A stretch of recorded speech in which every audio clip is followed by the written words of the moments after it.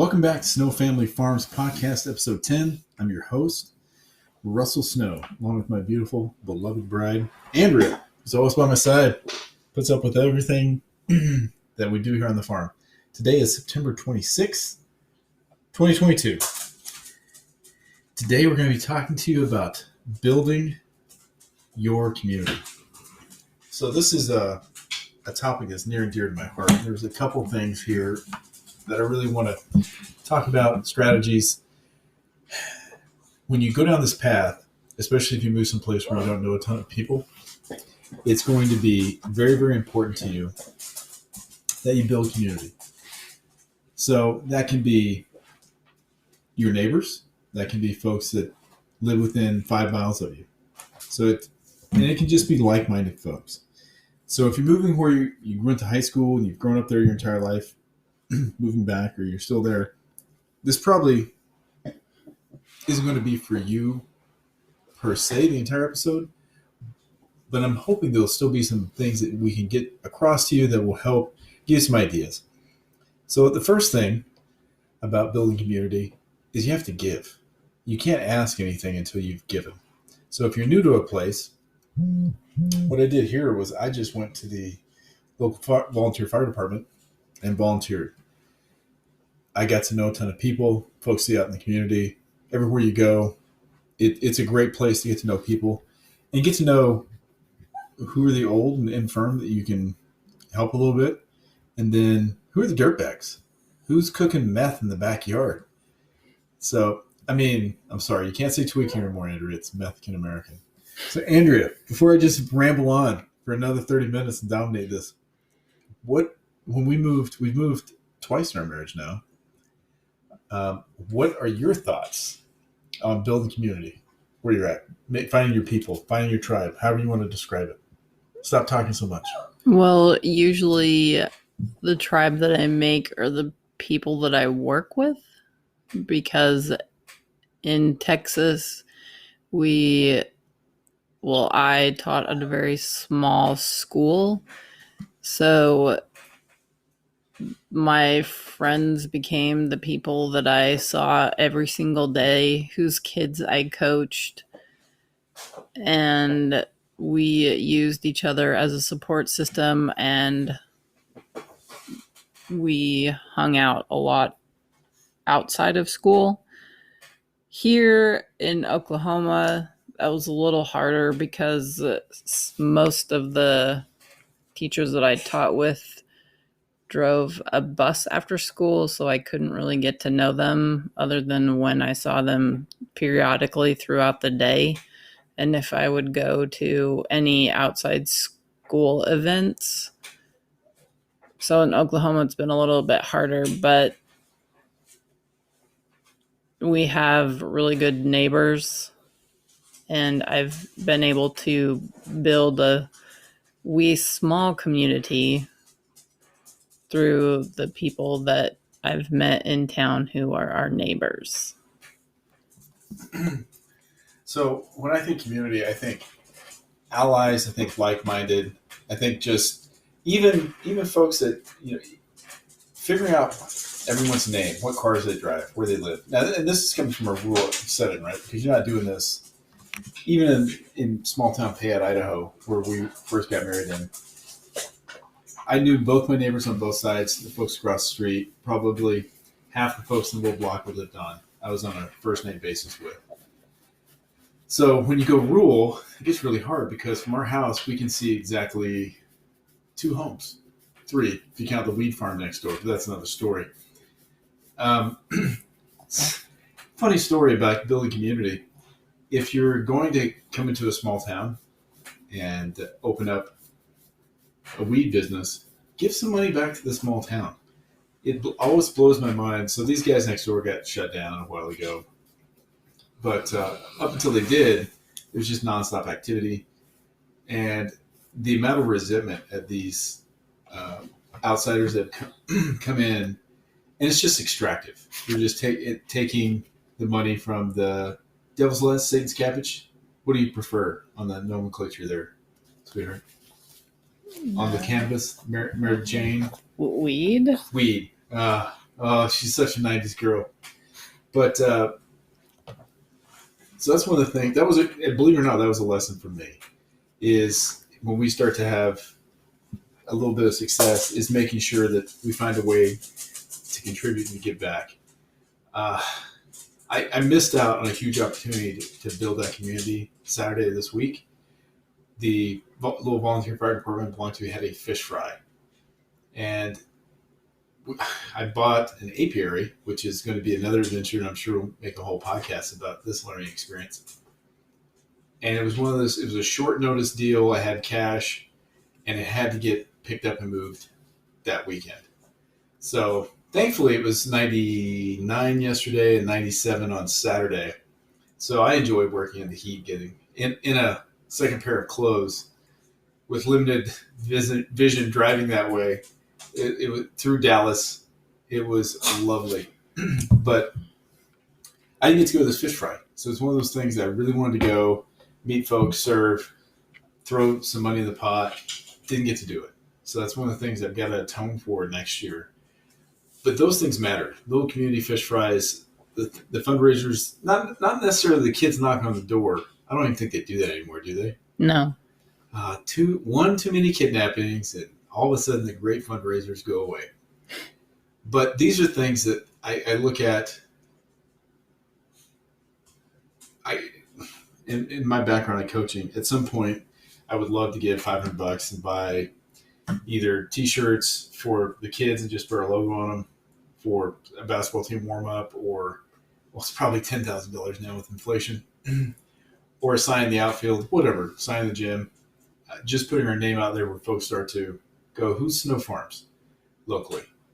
But one thing at a time. So that's probably on the macro level in a small town, or things like that. On the smallest level is bribing your neighbors, which was originally going to be the title of this podcast, but I'm like, that sounds way too shady. Maybe a little gauche. What do you think? Oh, I'm getting the eyes. It's like gauche. But when I was in Payette, I had neighbors on both sides. You were not supposed to have chickens and ducks in your backyard. I had half dozen of each, and they were loud. So with Eileen, we had a traveling nurse that lived next door. I would just give her a dozen eggs every week, every other week. She loved it. She actually enjoyed the sound. She grew up on a farm, so she said she loved the sound of the ducks and the chickens. But little things like that. When you can some stuff, give it to your neighbors. It is such an easy way to build goodwill. I had one of our neighbors today stop by, and I worked him like a rented mule. He's like, "Hey, how you doing?" I'm like, "Hey, can I get some help?" And he's one of my best friends in the world. So he helped take off a door that we got in the greenhouse upside down backwards. And by we, he means him. 100% me. Andrea had no involvement. I disavow any involvement for her in this. And then the other door on there, what else they haven't helped me with? Oh, we loaded we had some extra OSB re-siding the house. So I had 50 sheets of that I took back, that instead of Andrea having to do it, he helped me. So, and that saved me, it would have been probably 2 or 3 hours. So we bribed him with lip gloss to give to his wife, and the mention of apple jalapeno sauerkraut that I make that he really likes. So that's a project that we'll get back to. Andrea makes some lotion and some lip balms. So get to know your neighbors. Don't be a jerk. Keep your place right now, hypocritical as it may sound. So I mowed the place as soon as I got home on a Friday night. I did not weed eat. And we're at the time of the year here in Oklahoma where all the grass knows that its time's coming to an end. So it's just sending out seeds everywhere, which is great to reseed for next year. But it sure doesn't look good. So that's one of the things that having a nice, attractive place, that's one of the things I work on. So this will eat at me all week. But we'll get it knocked out and back to looking better. The next thing is Well, Andrea, what's your next thing on building community? What am I missing out? Well, I'm not really in a season where I can do much community building with a toddler. No one wants to hear your excuses. So, I mean, Samuel was building community by coming out of the daycare with binkies when he didn't have a binky. It's a pretty regular occurrence. I thought it was hilarious. Kid was strong arming some other kid or his girlfriend or taking their binky home. It's very strange. Did not realize such things. It's just not the season for me right now to focus on that. So I just work on the community that I already have. And that's a very fair point. Is you're going to have one of the things that I learned from a Ukrainian was there is no work life balance. It's a dance. So you whatever the rhythm that's playing, you just have to adjust everything to that. And for me, as much as I've loved the fire department, I just for the foreseeable future, probably the next 6 months, I'm just not going to be able to do much with it until next summer because we have so many projects to try and knock out, and we're learning. That's the other thing too about and sharing that learning when folks want to ask questions. So share with your neighbors if anyone's curious about what you're doing. Share with them. Tell them why you're growing, in regenerative fashion or mob grazing, whatever you're doing that matters to you. When someone asks, take advantage of that.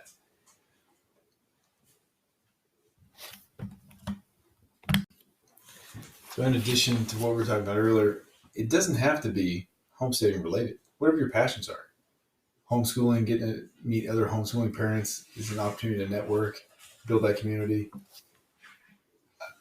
One of the things on my list to do sometime in the next year is to build a little lending library because we're in a very rural area. There's some kids. Who knows? I always wanted to do it. We may never get a single person to drop off a book, but Andrew and I are both passionate readers. We both make impulse purchases of books at times. Fair? Fair. She didn't even fight me a little bit. My goodness, I wish it was always like that. And then one of the things that we're still looking for is a local church where we feel at home. That is, for me right now, I think the biggest thing missing. I would really like to be able to go and find a place that feels like home and do that. So we're still looking on that. Andrew, what else am I missing? She said, I got nothing. So building this community, because online, I think that especially the millennials and the Zoomers, they spend so much of their time online that meet space ability just isn't there. You know what meat space is? It's like human beings, big meat sacks. Andrea, she's like, no, that's not good at all. It's other living human beings meeting in the real world, not through social media, having to navigate social cues, which apparently I'm not very good at. Oh, that was a big sigh, ladies and gentlemen. She's like, there's the truth. So, what's his name? Joe Fox on YouTube, and I think it's $1 a month to join his Patreon, which is a screaming deal. But one of the things he has, and he's huge. He's got 100,000 subscribers on YouTube, which to me couldn't imagine ever being that big. But he does a tremendous job of building community with his folks called meetups. And I met, I knew the guy, but he ended up hosting one of these. And I went and we had a great time. We've gone to dinner with him and his wife, really, really get along with him. And then Jack Spirko has his community online. And they do meetups, but it's not. So Joe Fox, his big thing is everything needs to be in real life. You need to have folks within a few miles of your house that you know. So he's very much by the zip code doing it that way. So there are the avenues. And then you've got, what is the app for oh my goodness. Meetup? Is there an app called that? I know there's something for that you can go. Homeschoolers use it a ton to go meet other similar folks, have field trips, everything that way. I will think about it and put it in the show notes for sure. There is a community called freesteading.com. There's freesteading, there's permies.com. There are all these places. I mean, it's never been a better time if you're looking. And that's my focus with this podcast is basically within 125 miles of our homestead is because the weather's similar, soil similar, growing conditions, everything. So basically from Norman, Oak City, that area, all the way through DFW, south of DFW, since we homesteaded down there as well, that's who I'm going to talk to. I'm not going to talk about Zone 4, Zone 5, even though from Idaho, I can talk a little bit, but it's been so long. I'm just not in that mindset anymore. So there are all these things, online, in person, local service organizations. I joined the American Legion here when I came to town, and I've got to have a little bit of success with that. I ended up, I did the drywall, tape and textured, and then painted the hall. So I think the next thing I'll do for them is, since I put in this mini split at our place, that because the hall doesn't have air conditioning. So if you can imagine no airflow, the building probably doesn't have any air conditioning because it's from the 20s. It's miserable in there in the summer. So being able to put in a mini split would be another great thing to do to help them. So that community, whether it's Oddfellows, no one's in the Oddfellows anymore, Shriners, all these different things are out there. Andrew, we don't want to get into your conspiracy theories about the Masons and the Shriners. Okay, they're just men trying to raise money for a little hospital, wear funny hats and tiny little cars. Okay. She has no idea of what I'm speaking about. So those are the things that I would tell you, really get active. And like Andrew said, she's at the season of her life where all of her focus, something about toddler running around, running amok, grabbing scissors and knives. So light bulbs, throwing them at people. It's good times. Good times. But those are the thoughts there. We're always here, bounce ideas off, comment, all that stuff. But go out, build your tribe. Find people who make you happy, who treat you right, and help you. And remember, every day is the opportunity to learn something new. We have not been hitting that tagline. It's a pretty good tagline. Andrew thought that up. It's awesome. So it truly is. So every day truly is an opportunity to learn something new. Until next time, thanks for listening. Bye.